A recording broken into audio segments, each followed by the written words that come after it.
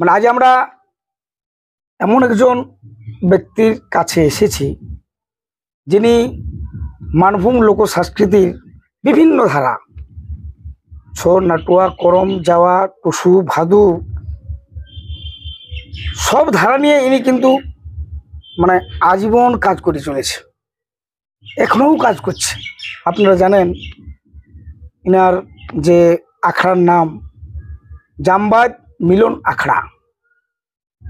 মানে এই আখড়াটা এমন একটা সংগঠন,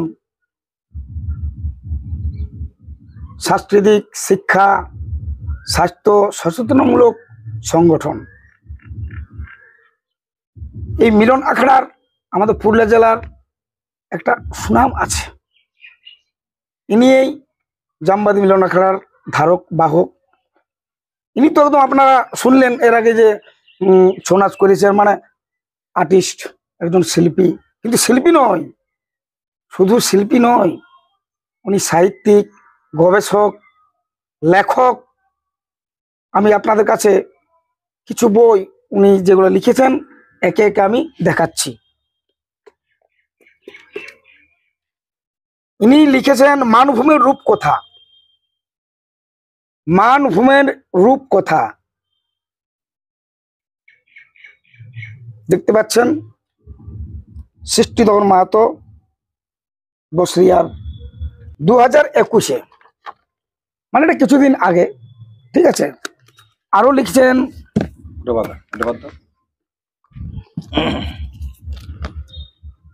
আমার টুসু তোমার টুসু,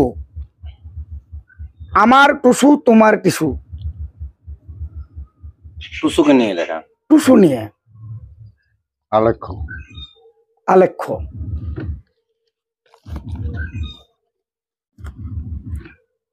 মানভূমের লোককথা, মানভূমের লোককথা, সৃষ্টিধর মাহাতো।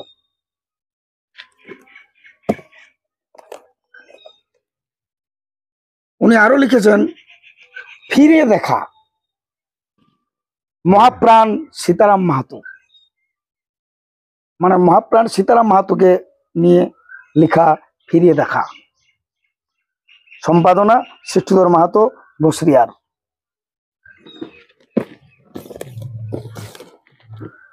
আরো লিখেছেন কুড়মালি সংস্কৃতির অর ফের, সামাজিকের মধ্যে কুড়মালি সংস্কৃতির অর ফের। ইনি আরো বই লিখেছেন, দেখুন, টিপ টিপি ও হাতি, নাটক, একটা নাটক ছন্দের বই, টিপ টিপি ও হাতি, সৃষ্টিধর মাহাতো, বসরিয়ার। আরেকটি ইনি বই লিখেছেন সামাজিক, কুড়মালি নেগ নীতি নেগাচার, কুড়মালি নেগ নীতি নেগাচার, সৃষ্টিধর মাহাতো, বসরিয়ার। তাহলে দেখুন আজ আমরা কেমন ব্যক্তির কাছে আজকে আমরা পৌঁছে গেছি। তো জেঠু, আপনি যে আজীবন এই লোকসংস্কৃতির ধারা নিয়ে কাজ করছেন, আমরা দেখেছি আপনার খুব বড় একটা দলও রয়েছে, মানে করমের দল, যেটা পুরুলিয়া জেলার সুনাম, সবাই নাম করে যে করম নাচের দল আছে, তো ওই জামবাদে আছে। তো আপনাকে ধন্যবাদ আমাদের তরফ থেকে। আপনি কেন করছেন এটা, কেন এই নিয়ে আপনি বেঁচে আছেন আজীবন? এখন প্রশ্ন তো আমিও করতে পারি। অবশ্যই। এখন তোমরাও তো সব করছো, ঠিক, তোমরা নিশ্চয়ই বুঝতে পারছো কেন তোমরা করছো। সেখানেই প্রশ্নটার উত্তর নিহিত আছে। অবশ্যই দর্শক বন্ধুকে আমি অবশ্যই আছে। মূল কথা হলো আমি ভালো থাকার জন্য। বাহ, আমি ভালো থাকার জন্য আমি এটা করছি। বাহ। তো আমি তো একা ভালো থাকতে পারি না। না না না। ধরুন আমার অপর কাছের ঘরে যদি আগুন লাগে, ঠিক তাহলে আমার ঘরেও আগুন লাগবে, আমি সুন্দরভাবে বাঁচতে পারা যাবে না। অত যাতে করে ওর ঘরটাও আগুন না লাগে, আমারটাও না লাগে, ও যেন সুখে থাকে আমিও সুখে থাকি। আমার প্রতিবেশী সুখে না থাকলে আমি কখনোই সুখে থাকতে পারবো না। অতএব আমি সুখে থাকার জন্য আমার প্রতিবেশীকেও সুখে রাখা আমার দরকার, দরকার দায়িত্ব। আছে। বাঁচো এবং বাঁচতে দাও। তো এই কথাগুলো এখন আমরা বেশিরভাগ লোকেই আমরা ভুলে গেছি। ঠিক। এক সময় আমাদের, আমি দেখেছি, আমি একদম বাচ্চা বয়স থেকে আমি লক্ষ্য করেছি, যত দিন যাচ্ছে তত আমরা সংকীর্ণ মানসিকতা হয়ে যাচ্ছে। আজকে হাজার হাজার লাখ লাখ কোটি কোটি মানুষ, কিন্তু সেই মানুষগুলোর সাথে আগে যেরকম হৃদ্যতা ছিল, ভালোবাসা ছিল, মন খুলে আমার মনের কথা, আমি আমার ব্যথা বেদনা যা কিছু আছে সেগুলো উজাড় করে আমি বলতে পারছি, হালকা করে হতে পারতে, নিজে তার কাছে আমি পাতাম। এখন সেরকম বলার মতো লোক আমি খুঁজে পাই না। ঠিক। সবার এরকম অবস্থা, হাজার হাজার লোকের মাঝে সবাই আমরা বড় একা হয়ে যাচ্ছি। এটা কেন হচ্ছে? এগুলো প্রশ্নগুলার উত্তর আছে। আমরা ক্ষুদ্র স্বার্থ নিয়ে মাতোয়ারা হয়ে গেছে, নিজের সুখ সুবিধা আনন্দ এই নিয়ে আমরা মাতিয়ে থাকছি। এবং এটা যে সম্ভব নয়, এটা যতক্ষণ পর্যন্ত সবাই, আমার সমাজের মানুষ যতক্ষণ না সবাই ভালো থাকবে, সবাই নিজের মর্যাদা নিয়ে থাকবে, ততক্ষণ পর্যন্ত আমি কখনোই সুখে থাকতে পারবো না। সেই জন্য প্রথমে বলেছি, আমার সুখের জন্য, আমার ভালোর জন্য আমি এগুলা নিয়ে পড়ে আছি। এখন পড়ে থাকে, আমি এগুলোর ফল অবশ্যই পেয়েছি। আমাদের এক সময় ফল বলতে দেখুন, আপনাকে গোটা দুনিয়া জানছে, ঝাড়খণ্ড, বিহার, বেঙ্গল সবাই জানছে যে ওনার একটা দল আছে, শিক্ষিত মাত্র দল আছে। আমি শুধু জানার জন্য, আমার শুধু আমাকে নাম করুক, আমার নামে হাতে দেখ, কিংবা আমি টাকা পাবো, খাতে পাবো, এই নিয়ে আমি কিন্তু করি না। বাহ, আমার শিল্পী খুব কমেই। আমার মূল কথা হলো, আমার মানুষ সচেতন ভাবে বাঁচবে, নিজের মান মর্যাদা অহংকার নিয়ে বাঁচে থাকবে, এবং ভালোবাসাটা থাকুক, এবং পরস্পরের মধ্যে একটা আমাদের হৃদ্যতা থাকবে, ভালোবাসা থাকবে। এই ভালোবাসা এবং হৃদ্যতা যাতে করে থাকে। এক সময় আমার সমাজ ছিল সাম্যবাদী সমাজ। আজকে যে আমরা পরস্পরের এই ছোট, এই বড়, এই অচ্ছুত, এই জলচল, এইসব আমরা যা দেখতে পাচ্ছি, এরকম কিন্তু ছিল না। মানুষ ছিল সবাই প্রায় গায়ে, দেখবেন আমার শ্বশুর গায়ে প্রায় সবাই শ্বশুর শালা শালি, এরকম একটা সম্পর্ক অনুসারে ছিল। শ্বশুর মানে জামাই, মানে গোটা গায়ের আমি জামাই, গোটা গায়ের জামাই। আমার যেখানে ঘর, মামা ঘর, মানে গোটা গায়ের ভাগিনা। এই গায়ে আমার 36 জাতের বাস। সেই 36 জাতের মধ্যে প্রত্যেক জাতির মধ্যে, প্রত্যেকটা মানুষের মধ্যে সম্পর্কটা এত গভীর ছিল। আমার মাকে বেশিরভাগ লোকে, আমার মায়ের এখানে বাপের ঘর, আচ্ছা আচ্ছা, সবাই পিসি বলতো, গোটা গায়ের পিসি। এবং সম্পর্কটা এত মধুর, এত সুন্দর, সেইগুলোর থেকে মানুষের ইয়াটা কমে গেছে। কেন কমলো? আমি লক্ষ্য করেছি, ইয়ার মূল কথা ছিল আমাদের লোক সংস্কৃতির যে ধারাগুলা, আমাদের রাড়ি নাচ, আমাদের করম নাচ, এই যে ধারাগুলা ছিল, টুসুর বাঁধনা, যে ধারাগুলা ছিল, আমাদের বছরের বিভিন্ন সময়ে, এক একটা সময় ধরে যে আমরা অনুষ্ঠানগুলা করি, সেই অনুষ্ঠানগুলোতে প্রত্যেক লোকের বিভিন্ন রকম কাজ থাকে। সেই কাজগুলো সুচারুভাবে করলেই এবং পরস্পর একটা বেল বন্ধন থাকে। ওর কাছে আমি এই পাবো, ওর কাছে গেলে এইটা ও আমাকে যোগান দিবে। এই যে দেয়া নেওয়ার মধ্যে যে একটা হৃদ্যতা, এখনো কি এটা আছে? এখন কমে গেছে। মানে আপনার আখড়ায়, আমার আখড়ায় কিছুটা আছে। আগে যেমন যেমন ছিল, সেটা কমে গেছে।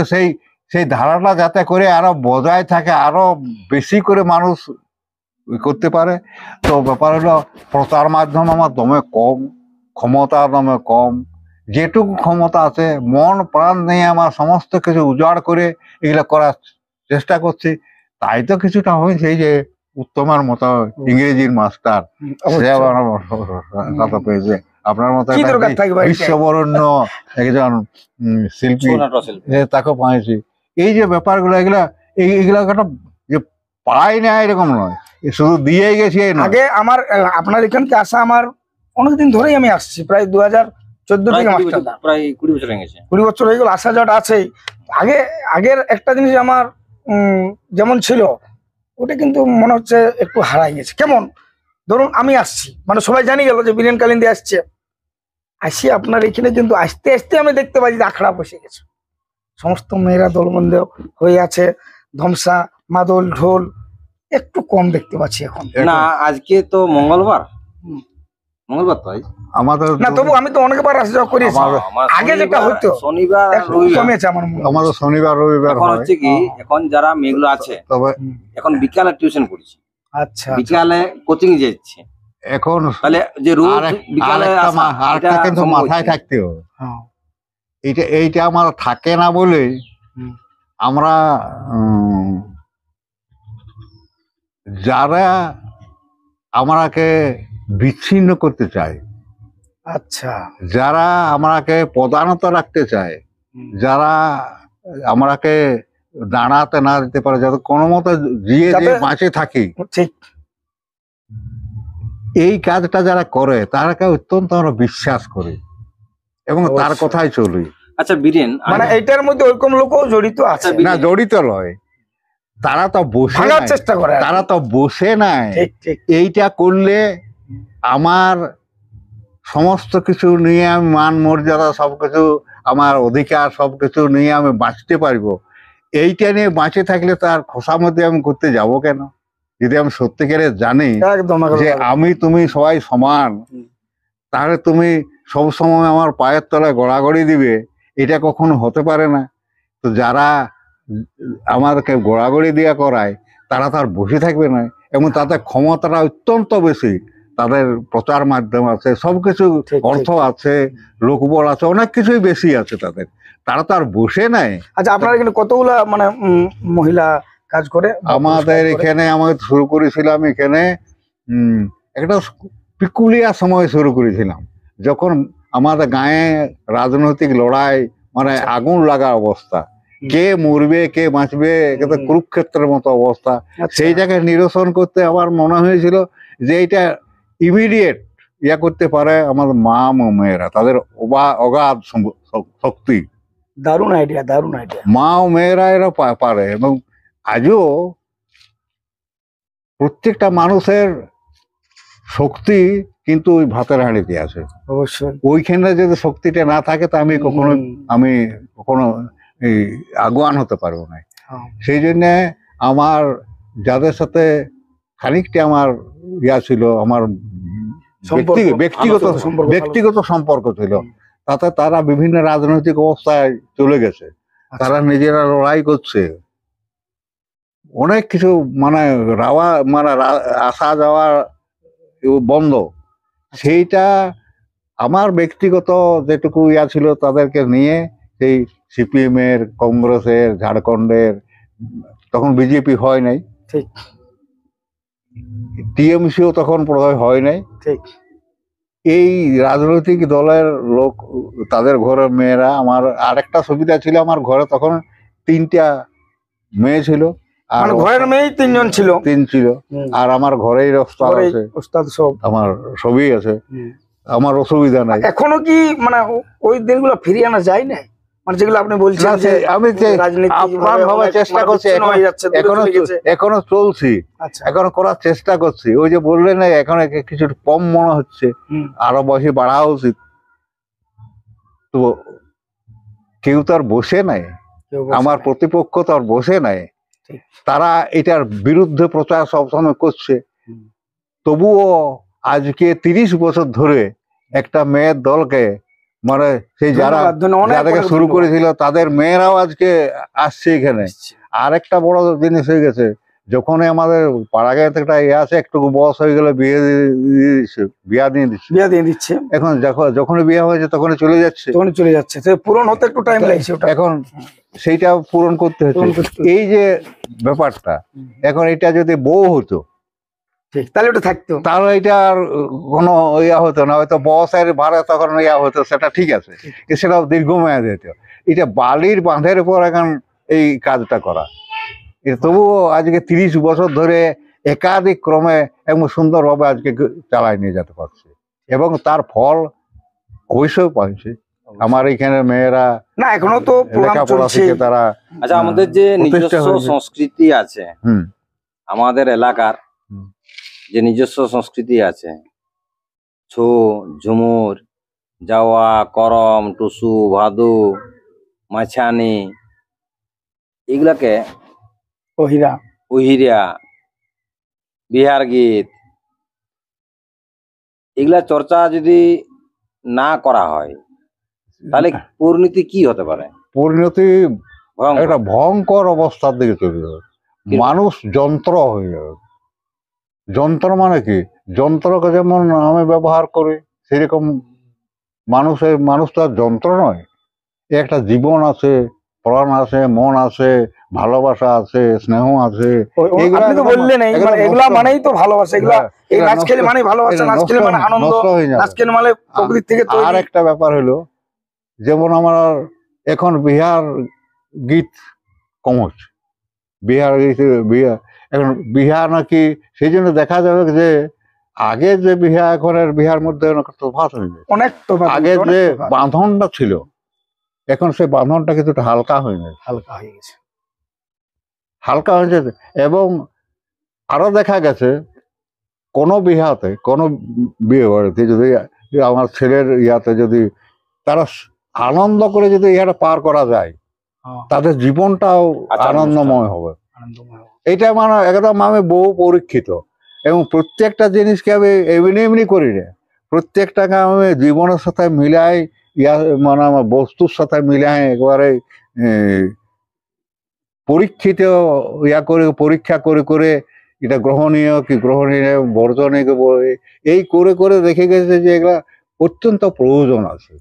যদি আমার বিয়াটা দেখা গেছে যদি গন্ডগোল হয়, তার পরবর্তীকালে তাদের গন্ডগোল হয়ে যায়। আচ্ছা, পরবর্তী জীবনটা ঠিক। এবং যদি সুন্দর সুখের হয়, একদম আনন্দ করে ইয়া করে। এখন খরচ অনেক হয়, কিন্তু আগের মতো সেই আনন্দটা নাই। এখন পরস্পরের যে কাজগুলো আছে সেই কাজগুলো নাই, কাজগুলাই করে নাই, সত্যি তো। এখন কাজগুলো নাই। এখন তাহলে এখন আমি বিয়া করে যাই, বিয়া করে শুধু ভোজ খাই। ঠিক। আমি এই যে রাজীব বিয়াতে এসেছো, ওখানে শুধু ভোজ খাই, কাজে যাবে না। আমার যে ওখানে কাজ আছে সেই কাজটা আমার নাই। একাত্মতা হওয়ার যে ব্যাপারটা, একাত্মতা না হওয়ার ফলে যে গ্যাপটা তৈরি হচ্ছে, সেই তার ফল আমরা ভোগ করি। এখন পরবর্তীকালে দেখা যাবে স্বামী স্ত্রীকে মানছে নাই, শ্বশুর শাশুড়িকে মানছে নাই, দেওরকে মানছে নাই, ননদকে মানছে না, একটা যাই হোক, মানে আমার যদি আপনার যেমন দলটা আছে, দলটা যদি থাকে আনন্দে, আমরা যতদিন বাঁচে আছি আমরা আনন্দে থাকা যাবে। আমার ইয়া আছে, আশাও আছে যে যতদিন আমি থাকবো অবশ্যই। এবং শুধু তাই নয়, মোটামুটি একটা উত্তরসূরি আমার উত্তরসূরি একটা তৈরি হয়ে গেছে, মানে উত্তরসূরি তৈরি হয়ে গেছে। কারণ গৌতম পাকা হয়ে গেছে, আমার চাইতেও এরা অত্যন্ত বেশি এখন জানেছে, বুঝেছে। এদের বিদ্যা বুদ্ধি আমার চাইতে অনেক বেশি। আর এই যে আমার ভাই, এই ওস্তাদ লোক, অত্যন্ত বিখ্যাত লোক। হ্যাঁ, তো যাক, ইনি হচ্ছেন করমবীর মাহাতো। হ্যাঁ, আমার ভাই খুব ভালো গায়ক। শুধু গায়ক নয়, আমার জীবন এবং প্রাণ এবং সমস্ত রূপদান করার ব্যাপার আর কি। বহু কিছু জানে, বহু কিছু বুঝে, বহু কিছু আছে। যাই হোক, আপনি এরকম একটা মানে কি বলবো ভাইয়ের মতো, আমি শুধু একা করতে পারি নাই, এইরকম একটা ভাই পাইছে বলেই সব করা সম্ভব হয়েছে। এটা একটা বড় পয়েন্ট। আমি অনেক জায়গায় এখন উত্তম গৌতম আমার দল পরিচালনা, এখন আমি প্রায় যাই না বয়স অনুসারে। আজকে 80 বছর বয়স হয়ে গেল। রাত জাগতে একটু সুবিধা হয়, এরা নিয়ে যেতে সে তো চাই না। বটেই। তো আগে যখন আমি কোথাও অনুষ্ঠান করতে, অনেক লোক হতো, প্রচুর লোক, এক একটা আসরে অন্তত 10-20 হাজার লোক হতো। ঠিক। সেই 10-20 হাজার লোকের কাছে আমি বলতাম আমি একটা চাকরি করি ভাই, তো আমি যদি চাকরি করি তো সেখানে দেখা গেছে যে আমার যারা বন্ধু বান্ধব, চাকরিটা ভালোই করতাম, ভালোই টাকা পাইতাম, হ্যাঁ, তো বন্ধু বান্ধব যারা আছে তারা ঘর করেছে, গাড়ি করেছে, তারপরে ব্যাংক ব্যালেন্স করেছে, অনেক কিছুই করেছে। আমি সেরকম কিছু করতে পারি না, তো আমাকে সবাই বোকা বলে, আমি নাকি ধাতঙ্গিদা করে কাটাই, আমি নাকি কিচ্ছু করতে পারিনি। তো আমি সত্যিকারে কি বোকাই বটে? তো চাকরি তাহলে কি করতে অত সুন্দর করে করলাম, লেখাপড়া কিছুটা শিখেছিলাম। তো বলি এই যে এরকম একটা ভাই তৈরি করতে পেরেছি, আজ এই ভাইয়ের বড় অভাব।